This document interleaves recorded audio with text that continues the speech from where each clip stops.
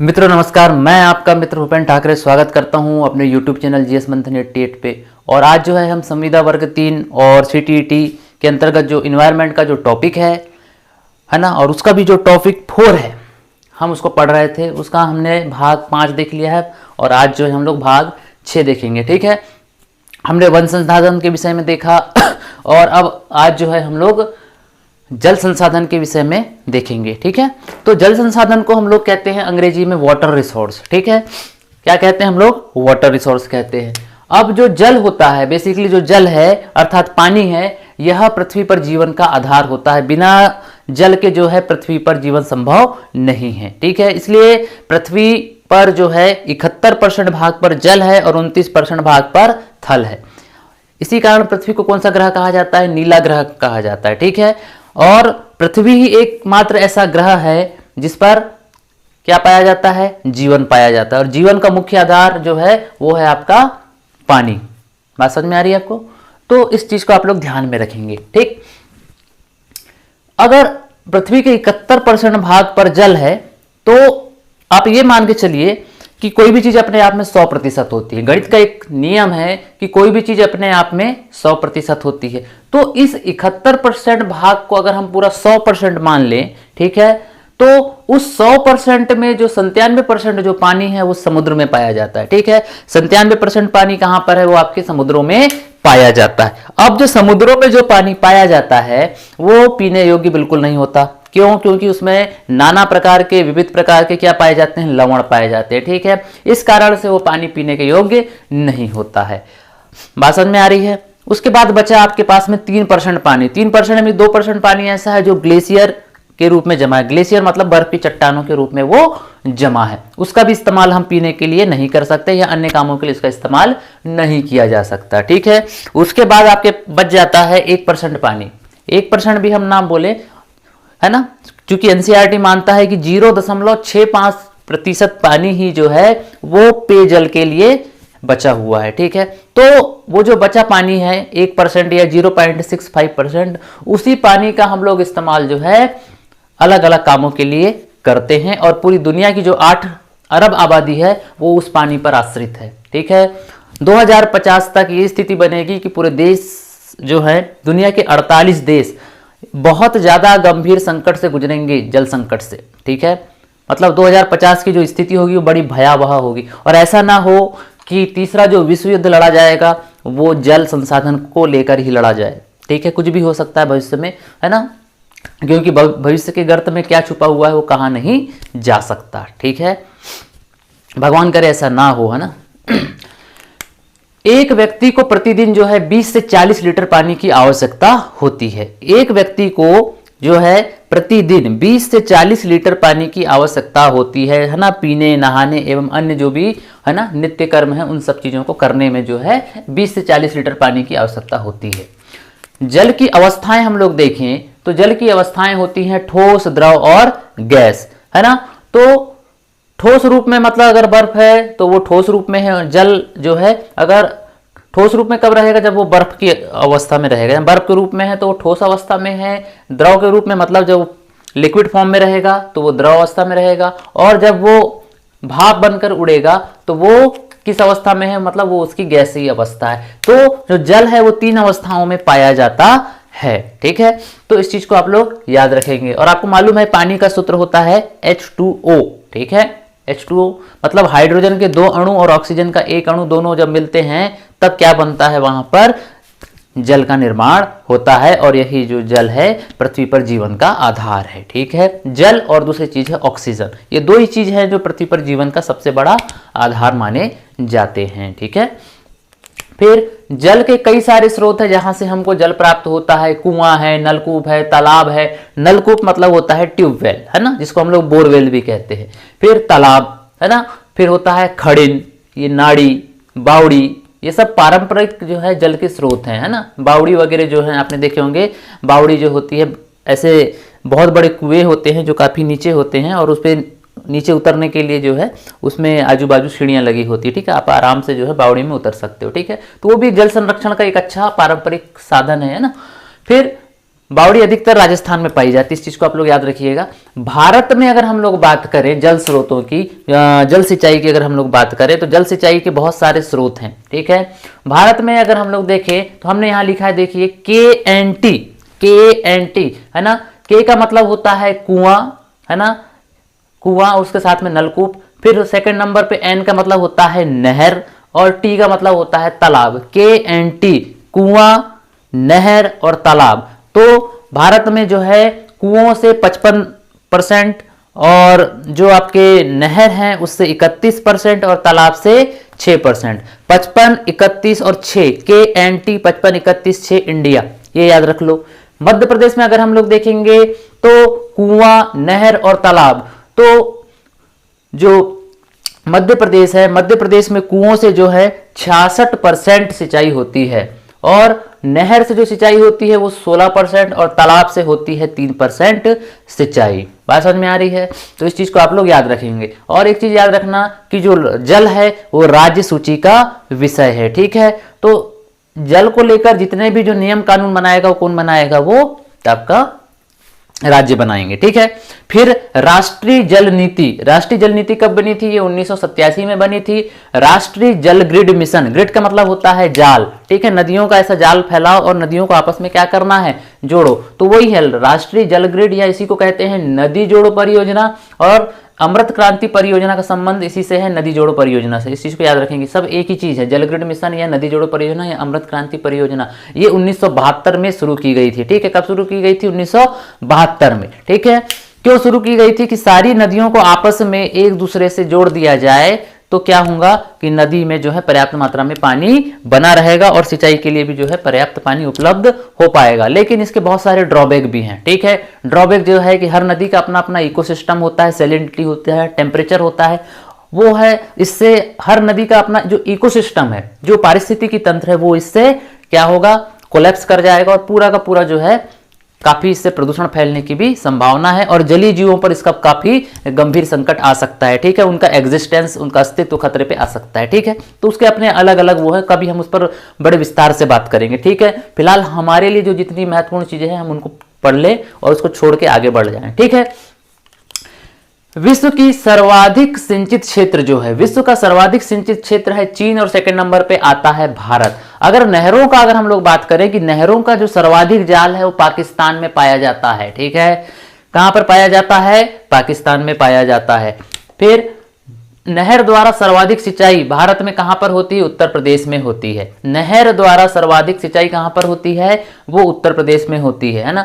जलकूप की सर्वाधिक सघनता, अगर डेंसिटी के हिसाब से अगर हम नलकूप या ट्यूबवेल की बात करें तो सर्वाधिक कहां पर पाए जाते हैं? वो उत्तर प्रदेश में पाए जाते हैं, ठीक है। फिर तमिलनाडु में नलकूप तथा पंप सेट पाए जाते हैं ना। संख्या के हिसाब से अगर सबसे ज्यादा देखा जाए तो नलकूप कहां पर है? तमिलनाडु में, या पंप सेट जो है कहां पर है? वो तमिलनाडु में है, ठीक। फिर दमन गंगा सिंचाई परियोजना, ये गुजरात में है। कहां पर है दमन गंगा सिंचाई परियोजना? ये गुजरात में है। प्रायद्वीपीय भारत में सिंचाई का प्रमुख साधन क्या है? तालाब। प्रायद्वीपीय भारत का मतलब समझ गए, है ना।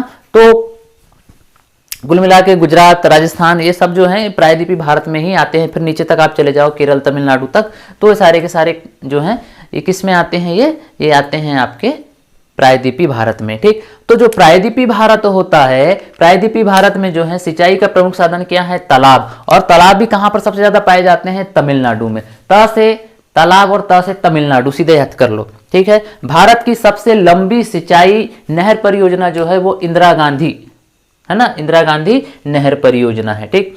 राष्ट्रीय जल संभर कार्यक्रम का क्रियान्वयन कौन करता है? राष्ट्रीय जल संभर कार्यक्रम का क्रियान्वयन जो है कृषि मंत्रालय द्वारा किया जाता है। भारत में सिंचाई परियोजना को 3 भागों में बांटा गया है। भारत में सिंचाई परियोजनाओं को 3 भागों में बांटा गया है, वृहद, मध्यम और लघु, ठीक है। इस तरीके से जो है 3 आधार पर इसको बांटा गया है। अंतरराष्ट्रीय नदी जल विवाद, अंतरराष्ट्रीय नदी जल विवाद संशोधन विधेयक, ये कब आया था? 2017 में लाया गया था। अंतरराष्ट्रीय नदी जल विवाद संशोधन विधेयक, ठीक है, कब लाया गया था? 2017 में लाया गया था।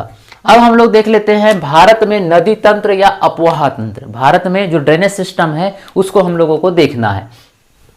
तो मोटे मोटे तौर पे दो भागों में बांटा गया है। एक होता है आपका हिमालयन नदी तंत्र और दूसरा होता है आपका प्रायद्वीपीय नदी तंत्र।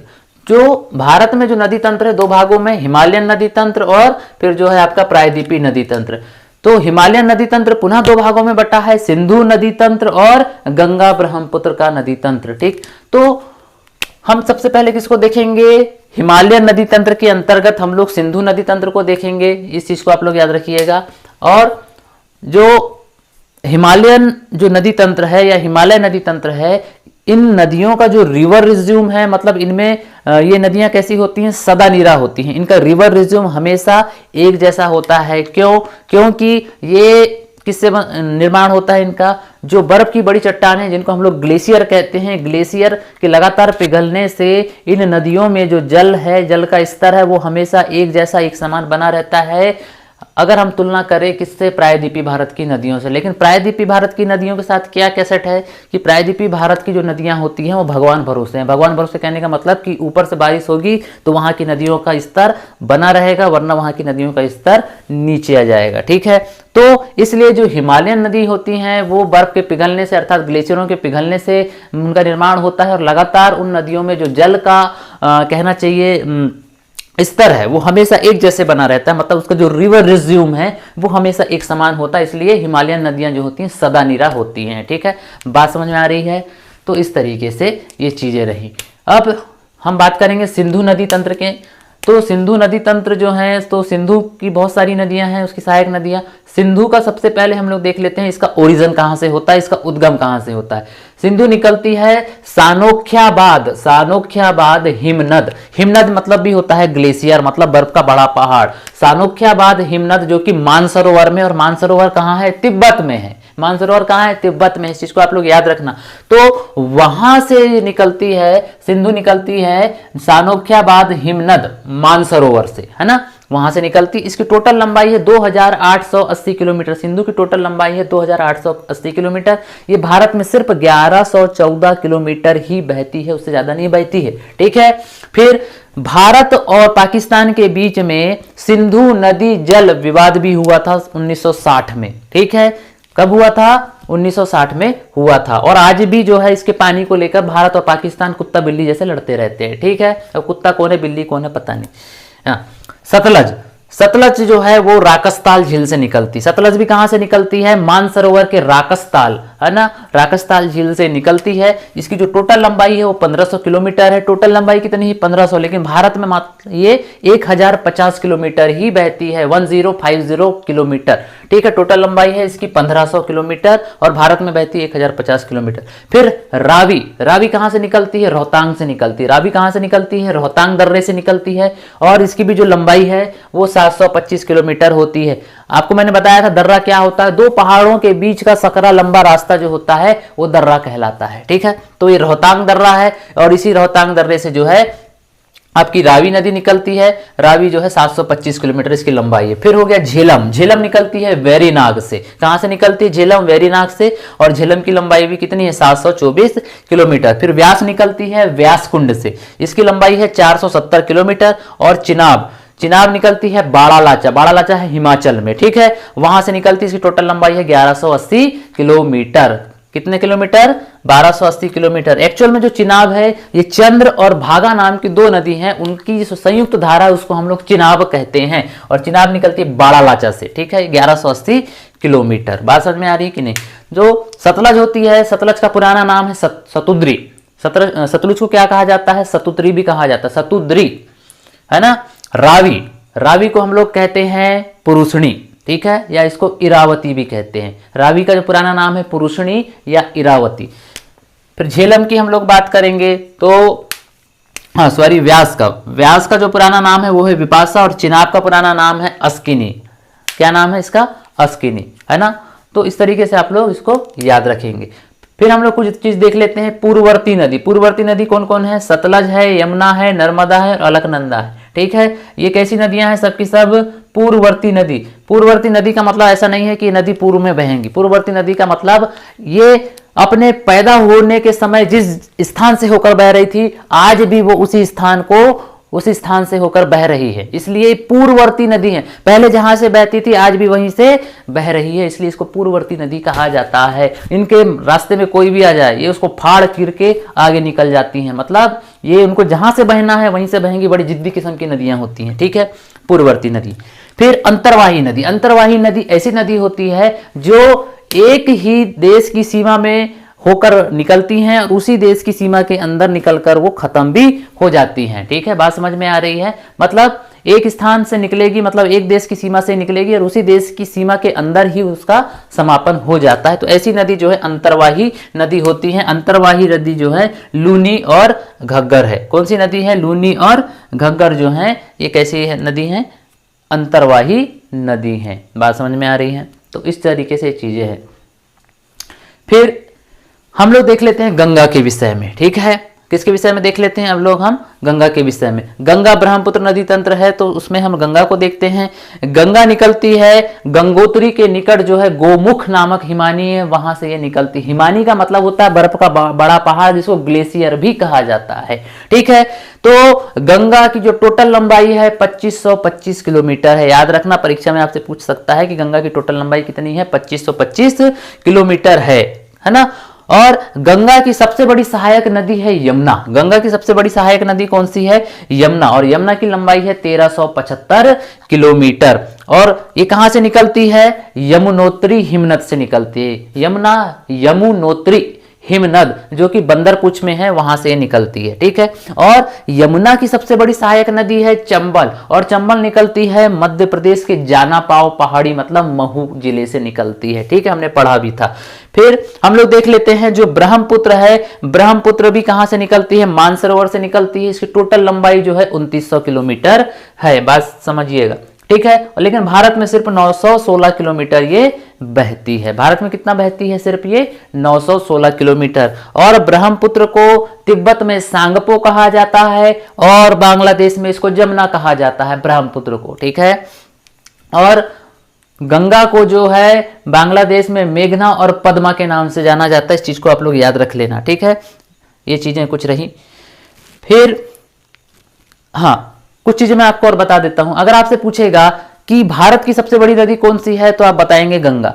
अगर आपसे पूछेगा कि प्रायद्वीपी भारत की सबसे बड़ी नदी कौन सी है तो गोदावरी। और पूछेगा कि भारतीय उपमहाद्वीप की सबसे बड़ी नदी कौन सी है तो आप बताएंगे ब्रह्मपुत्र। बात समझ में आ रही है? इन तीनों प्रश्नों को बिल्कुल दिमाग में सेट कर लो, ठीक। नमामि गंगे कार्यक्रम। नमामि गंगे कार्यक्रम आया था वर्ष 2015 में। इसकी शुरुआत जो है हमारे प्रधानमंत्री नरेंद्र मोदी जी द्वारा इसकी शुरुआत की गई थी, ठीक है। फिर एक कार्यक्रम है CADP। इसका पूरा नाम होता है CADP का कमांड एरिया डेवलपमेंट प्रोग्राम, ठीक है। 1972-73 में इसको लाया गया था। कब लाया गया था? 1972-73 में इसको लाया गया था, ठीक। फिर कुछ चीजें देख लेते हैं प्रायद्वीपीय नदी तंत्र के विषय में, देख लीजिए, है ना। और जितनी भी हिमालय की जो नदियां हैं, है ना, तो हिमालय की नदी में जो सिंधु नदी तंत्र जो है उसकी जो नदियां हैं वो कहां गिरेंगी? खंबात की खाड़ी में। लेकिन जो गंगा ब्रह्मपुत्र की नदियां हैं वो कहां जाके गिरेंगी? बंगाल की खाड़ी में। बात समझ में आ रही है? इस चीज को ध्यान रखना। फिर प्रायद्वीपीय नदी तंत्र में हम लोग देख लेते हैं कि प्रायद्वीपीय नदी तंत्र की सारी नदियां जो है बंगाल की खाड़ी में गिरती हैं, सिर्फ दो को छोड़ के, नर्मदा, ताप्ती, ठीक है। दो ऐसी नदियां हैं जो कहां जाके गिरती हैं? खंबात की खाड़ी में। तो ये अपवाद हैं प्रायद्वीपीय नदी तंत्र के, नर्मदा और ताप्ती। और दोनों कहां से निकलती हैं? दोनों मध्य प्रदेश से निकलती हैं। और दोनों नदी के विषय में एक बात ये भी है कि दोनों डेल्टा नहीं बनाती, ये एस्चुरी बनाती हैं। क्या बनाती हैं? एस्चुरी, है ना। तो देखिए गोदावरी कहां से निकलती है? ये नासिक के निकट त्रयंबक से निकलती है। नासिक के निकट त्रयंबक से निकलती है और इसकी टोटल लंबाई 1465 किलोमीटर। उसके बाद कृष्णा। कृष्णा की जो टोटल लंबाई है वो 1400 किलोमीटर है। कृष्णा की टोटल लंबाई कितनी है? 1400 किलोमीटर है। और कृष्णा कहां से निकलती है? महाबलेश्वर से निकलती है। और महाबलेश्वर कहां है? कर्नाटक में है, ठीक है, लिख लीजिएगा आगे, महाबलेश्वर कर्नाटक, ठीक है। फिर कावेरी। कावेरी निकलती है ब्रह्मगिरी। ब्रह्मगिरी भी कहां पर है? कर्नाटक में। और कावेरी की टोटल लंबाई है 900 किलोमीटर। इस चीज को याद रखिए। फिर नर्मदा। नर्मदा की जो टोटल लंबाई है 1312 किलोमीटर है। मध्य प्रदेश में ये 1077 किलोमीटर बहती है। और कहां से निकलती है? अमरकंटक से निकलती है, ठीक। और ताप्ती के विषय में भी बता देते हैं कि ताप्ती और झेलम, ताप्ती और झेलम की लंबाई बराबर है, 724 724, है ना। तो ताप्ती कहाँ से निकलती है? ताप्ती जो निकलती है ये निकलती है मुल्ताई से, है ना। ताप्ती कहाँ से निकलती है? मुल्ताई। मुल्ताई कहाँ है? बैतूल जिले में है, ठीक है। इस चीज को आप लोग याद रखेंगे, है ना। तो ये बात रही। अगर भारत की सबसे, अगर हम लंबी नदियों के क्रम को अगर देखें तो सबसे ज्यादा लंबी नदी है गंगा, 2525 किलोमीटर। सेकंड नंबर पे आ जाएगा आपका क्या? 1465 किलोमीटर के साथ में आ जाएगा गोदावरी। उसके बाद नंबर 3 पे आ जाएगा 1375 किलोमीटर के साथ में यमुना, ठीक है, बात समझ में आ रही है। और उसके बाद 1400 किलोमीटर के साथ में कृष्णा आ जाएगी नंबर 4 पे, और 5वें नंबर पे आ जाएगी नर्मदा 1312 किलोमीटर के साथ में। तो ये नदियों का जो है उनका जो कैचमेंट एरिया है, उनकी लंबाई है, उसके हिसाब से जो है उनका क्रम है, ठीक, इसको याद रखेंगे। फिर हम लोग देखेंगे स्थान और नदियों का संगम। तो देवप्रयाग है ना, जब गंगा नदी निकलती है तो शुरू में गंगा नहीं कहलाती, वो क्या कहलाती है? भागीरथी कहलाती। क्या कहलाती है? भागीरथी कहलाती है। लेकिन देवप्रयाग वह स्थान है जहां पर भागीरथी नदी जो है अलकनंदा से मिलती है, और इन दोनों की संयुक्त धारा को इस क्षेत्र से गंगा के नाम से जाना जाता है। भागीरथी और अलकनंदा बराबर गंगा, ठीक है।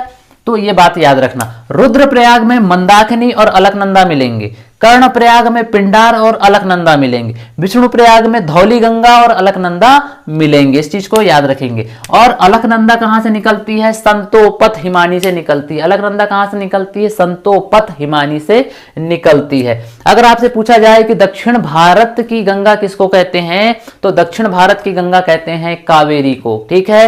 और अगर पूछेगा कि दक्षिण की गंगा या वृहद गंगा या वृद्ध गंगा, वृद्ध मतलब बूढ़ी गंगा, ठीक है, तो ये गोदावरी को कहा जाता है। बात समझ में आ रही है। फिर कुछ पॉइंट और है, उसको याद कर लीजिए आप लोग। जैसे गंगा नदी बेसिन प्राधिकरण, गंगा नदी बेसिन प्राधिकरण जो है वो 2009 में इसकी शुरुआत हुई थी, ठीक है।